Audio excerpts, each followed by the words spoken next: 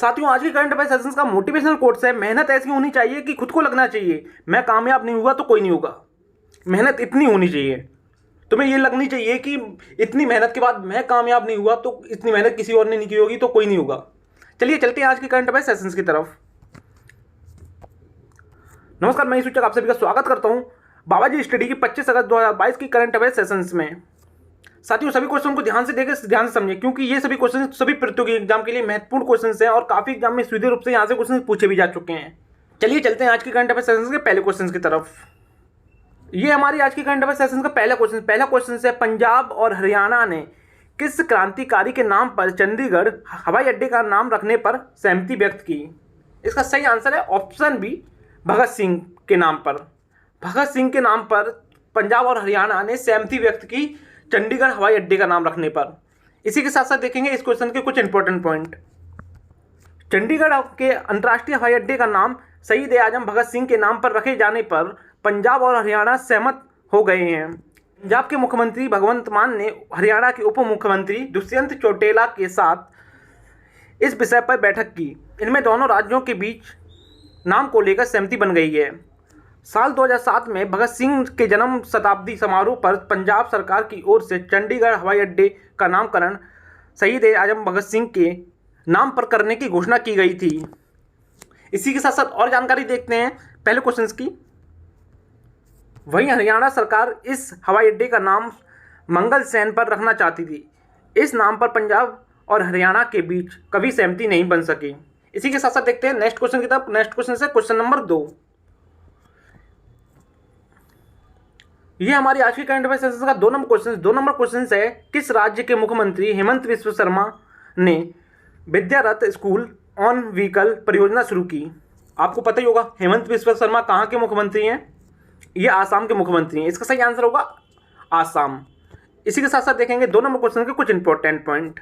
आसाम में हाल के एक विकास में मुख्यमंत्री हेमंत विश्व शर्मा ने एक परियोजना विद्यारथ स्कूल ऑन व्हीकल शुरू की, जिसका उद्देश्य समाज के आर्थिक रूप से अक्षम बच्चों को प्रारंभिक शिक्षा प्रदान करना है।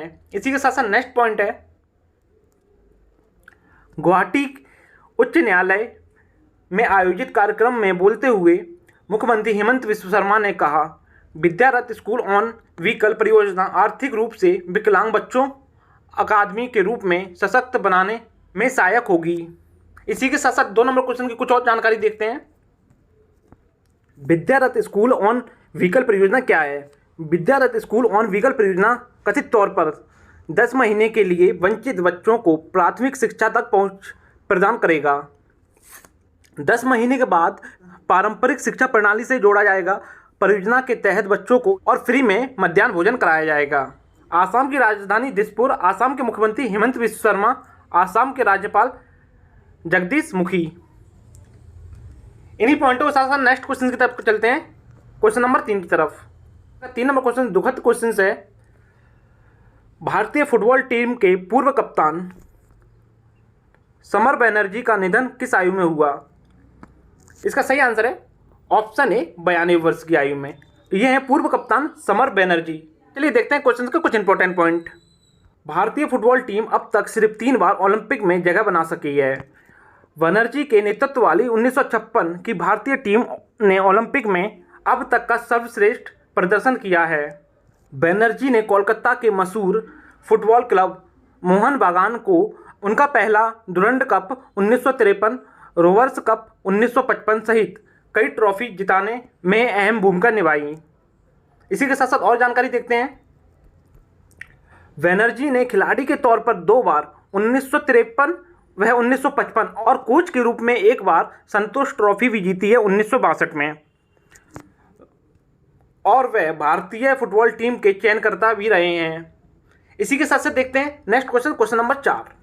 और हमारी आज की करंट अफेयर सेशंस का 4 नंबर क्वेश्चन भी दुखद क्वेश्चन है, झारखंड के पूर्व राज्यपाल शिवते राजी का निधन। उन्होंने अपने राजनीतिक जीवन की शुरुआत किस सन में की थी? इसका सही आंसर है ऑप्शन ए, 1969 में शिवते राजी ने अपने राजनीतिक करियर की शुरुआत की थी। इसी के साथ साथ देखते हैं क्वेश्चन के बारे में कुछ और जानकारियाँ। ये हैं कुछ इंपॉर्टेंट पॉइंट। झारखंड के पूर्व राज्यपाल सैयद शिवते राजी का निधन हो गया है। राजी ने अपने राजनीतिक जीवन की शुरुआत 1969 में की थी। उन्होंने वर्ष 2004 से 2009 तक झारखंड के राज्यपाल के रूप में कार्य किया। वे कांग्रेस से जुड़े रहे और वे 3 बार राज्यसभा सदस्य भी रहे। बाद में उन्हें झारखंड और असम का राज्यपाल बनाया गया।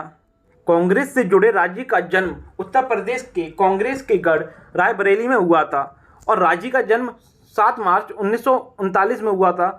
उन्होंने रायबरेली के हुसैनाबाद हायर सेकेंडरी स्कूल से 10वीं की पढ़ाई करने के बाद सिया कॉलेज में दाखिला लिया और उन्होंने बीकॉम लखनऊ विश्वविद्यालय से किया।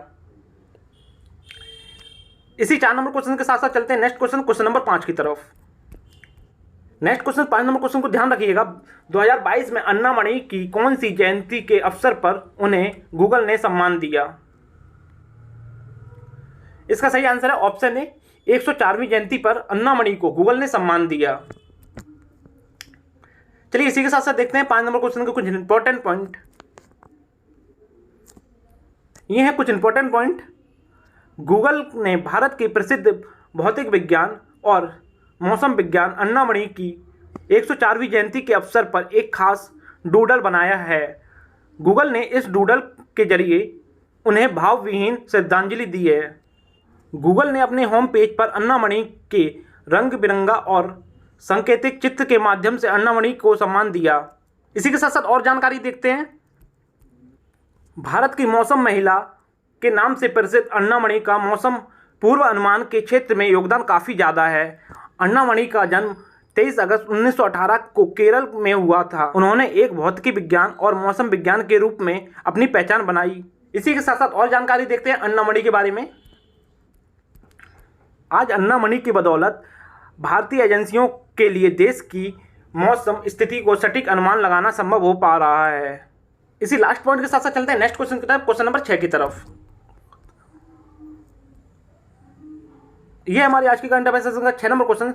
हाल ही में अंतर्राष्ट्रीय खगोल विज्ञान और खगोल भौतिकी ओलंपियाड में भारत कौन से स्थान पर रहा है? इसका सही आंसर ऑप्शन सी, तीसरे स्थान पर। इसी के साथ साथ देखते हैं इंपॉर्टेंट पॉइंट। ये कुछ इंपॉर्टेंट पॉइंट है। भारत ने खगोल विज्ञान और खगोल भौतिकी पर आयोजित 15वें अंतर्राष्ट्रीय ओलंपियाड की पदक तालिका में तीसरा स्थान हासिल किया। इसी के साथ साथ नेक्स्ट और लास्ट पॉइंट है, खगोल विज्ञान और खगोल भौतिकी पर 15वां अंतर्राष्ट्रीय ओलंपियाड 14 से 21 अगस्त 2022 तक जॉर्जिया के कुटेसी में आयोजित किया गया। इसी लास्ट पॉइंट के साथ साथ चलते हैं नेक्स्ट क्वेश्चन की तरफ, क्वेश्चन नंबर 7 की तरफ। ये हमारी आज की करंट अफेयर्स सेशन का 7 नंबर क्वेश्चन। हाल ही में कौन से राष्ट्रमंडल संसदीय सम्मेलन की मेजबानी कनाडा करेगा? इसका सही आंसर है ऑप्शन डी, 65वें राष्ट्रीय संसदीय सम्मेलन की मेजबानी कनाडा करेगा। इसी के साथ साथ देखते हैं कुछ इंपॉर्टेंट पॉइंट। ये हैं कुछ इंपॉर्टेंट पॉइंट। 65वें राष्ट्रीय मंडल संसदीय सम्मेलन की मेजबानी कनाडा करेगा। कनाडा के हैलीफैक्स में 20 से 26 अगस्त तक 65वां राष्ट्रीय मंडल संसदीय सम्मेलन का आयोजन हो रहा है। सम्मेलन के दौरान विभिन्न विषयों पर 8 कार्यशालाएं आयोजन हो रही हैं। लास्ट पॉइंट के साथ साथ चलते हैं नेक्स्ट क्वेश्चन की तरफ। क्वेश्चन ये हमारी आज की करंट अफेयर्स सेशन का 8 नंबर क्वेश्चन। जितेंद्र सिंह ने कौन सी पूरी तरह से स्वदेशी रूप से निर्मित हाइड्रोजन ईंधन सेल बस का अनावरण किया? इसका सही आंसर है ऑप्शन ए, पहली। जितेंद्र सिंह ने पहली हाइड्रोजन ईंधन सेल बस का अनावरण किया स्वदेशी। इसी के साथ साथ देखेंगे कुछ 8 नंबर क्वेश्चन के इंपॉर्टेंट पॉइंट। ये 8 नंबर क्वेश्चन के कुछ इंपॉर्टेंट पॉइंट। KPIT CSIR द्वारा विकसित देश की पहली हाइड्रोजन फ्यूल सेल बस का पुणे में केंद्रीय राज्य मंत्री जितेंद्र सिंह ने अनावरण किया। विज्ञान और प्रौद्योगिकी मंत्रालय ने यह जानकारी दी। भारत के लिए सस्ती और सुलभ स्वच्छ ऊर्जा, जलवायु परिवर्तन के लक्ष्यों को पूरा करने और नए उद्यमियों और नौकरियों के सृजन के लिए आत्मनिर्भर साधन सुनिश्चित करने के लिए अहम है। इसी के साथ साथ और जानकारी देखते हैं। फ्यूल सेल टेक्नोलॉजी बस को पावर देने के लिए, बिजली पैदा करने के लिए हाइड्रोजन और हवा का इस्तेमाल करती है। इसी के साथ साथ और जानकारी देखते हैं। बस से निकलने वाला एकमात्र उत्सर्जन पानी है, इसलिए यह संभव परिवहन का सबसे पर्यावरण के अनुकूल साधन है। इसकी तुलना में लंबी दूरी के मार्गों पर चलने वाली एक डीजल बस आमतौर पर सालाना 100 टन कार्बन डाइऑक्साइड का उत्सर्जन करती है और देश में ऐसी 10 लाख से ज़्यादा बसें हैं। इसी लास्ट पॉइंट के साथ साथ चलते हैं नेक्स्ट क्वेश्चन नंबर 9 की तरफ। नेक्स्ट क्वेश्चन से अडानी समूह ने एनडीटीवी के कितने प्रतिशत हिस्सेदारी का लक्ष्य रखा है? इसका सही आंसर है अडानी समूह ने 55.18% हिस्सेदारी का लक्ष्य रखा है एनडीटीवी में। यह है गौतम अडानी, जो वर्तमान में देश के सबसे अमीर व्यक्ति हैं। यह है 9 नंबर क्वेश्चन के कुछ इंपॉर्टेंट पॉइंट। अडानी समूह ने एनडीटीवी में 55.18% हिस्सेदारी का लक्ष्य रखा है। अडानी ग्रुप ने परोक्ष तरीके से नई दिल्ली टेलीविजन लिमिटेड में 29.18% हिस्सेदारी खरीद ली है। रिपोर्ट के मुताबिक अडानी ग्रुप एनडीटीवी की 55.18% हिस्सेदारी खरीदना चाहता है। इसी के साथ साथ कुछ और जानकारियां देखते हैं। यही वजह है कि 26% हिस्सेदारी और खरीदने के लिए उनसे 264 करोड़ रुपए में एक ओपन ऑफर जारी किया है, जिसका फेस वैल्यू 4 रुपये है। एनडीटीवी के संस्थापक प्रणय रॉय और राधिका रॉय। एनडीटीवी की स्थापना 1988 में हुई। एनडीटीवी का मुख्यालय नई दिल्ली में है। इसी लास्ट पॉइंट के साथ साथ चलते हैं नेक्स्ट और लास्ट क्वेश्चन की तरफ, क्वेश्चन नंबर 10 की तरफ।